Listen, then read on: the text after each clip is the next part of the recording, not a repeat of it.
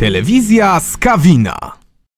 We środę 27 lipca w Skawinie z uczestnikami Światowych Dni Młodzieży spotkał się prezydent Republiki Słowackiej Andrzej Kiska.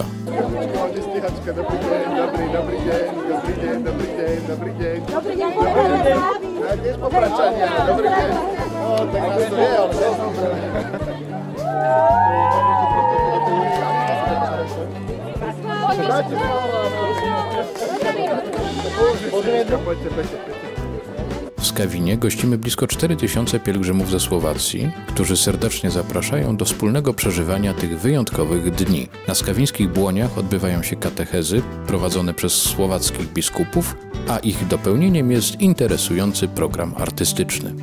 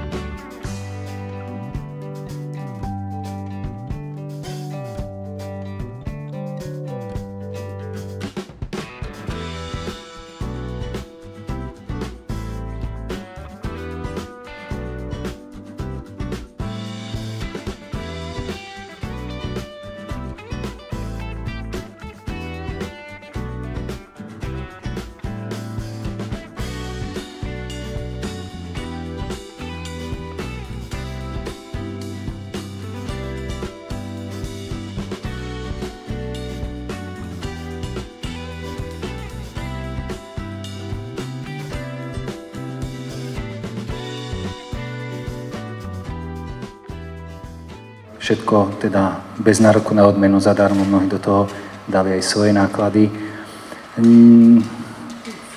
Všetci sú tu naozaj tak pracovne, takže dozvedeli sme sa až nejaké 3 dní dozadu, že prídete, tak sa nestihli úplne nachystať a všetci sú radi, že vás môžu privítať medzi sebou.